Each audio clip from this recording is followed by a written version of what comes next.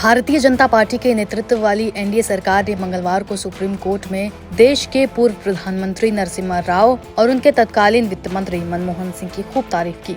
मोदी सरकार ने देश की सबसे बड़ी अदालत में 1991 में लाइसेंस राज को रद्द करने और आर्थिक उदारीकरण की शुरुआत करने के लिए दोनों ही दिग्गज कांग्रेसी नेताओं की प्रशंसा की है। आपको बता दें कि केंद्र सरकार ने हाल ही में नरसिम्हा राव को देश के सर्वोच्च सम्मान भारत रत्न से नवाजा है। सॉलिसिटर जनरल तुषार मेहता ने चीफ जस्टिस डीवाई चंद्रचूड़ की अगुवाई वाली 9 जजों की बेंच को बताया कि नरसिम्हा राव और मनमोहन सिंह द्वारा शुरू किए गए आर्थिक सुधारों के बाद कंपनी कानून और एमआरटीपी अधिनियम समेत कई कानूनों को उदार बनाया गया। इनके बाद अगले 3 दशकों में कई राजनीतिक दलों के नेतृत्व वाली सरकारों ने उद्योग अधिनियम 1991 में संशोधन करना आवश्यक नहीं समझा।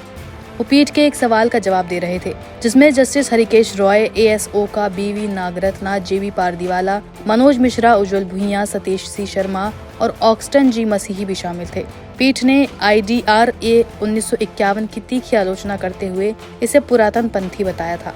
सॉलिसिटर जनरल तुषार मेहता ने पीठ से कहा कि अधिनियम के अनुसार कई महत्वपूर्ण उद्योगों के विकास और विनियमन तथा पूरे देश पर प्रभाव डालने वाली गतिविधियों को केंद्र के नियंत्रण में लाना जरूरी है। कोविड-19 का उदाहरण देते हुए मेहता ने कहा कि सरकार राष्ट्र हित में अपनी नियामक शक्ति का उपयोग कर सकती है, जैसे कि उसने सैनिटाइजर के निर्माण के लिए अधिसूचित मूल्य पर एथेनॉल की उपलब्धता सुनिश्चित करने के लिए आदेश जारी करके किया था।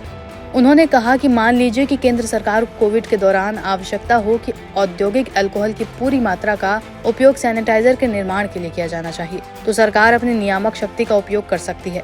9 न्यायाधीशों की संवैधानिक पीठ ने औद्योगिक अल्कोहल के उत्पादन, विनिर्माण, आपूर्ति और विनियमन के संबंध में केंद्र और राज्यों की शक्तियों के अधिव्याप्त होने के मुद्दे की पड़ताल कर रही है।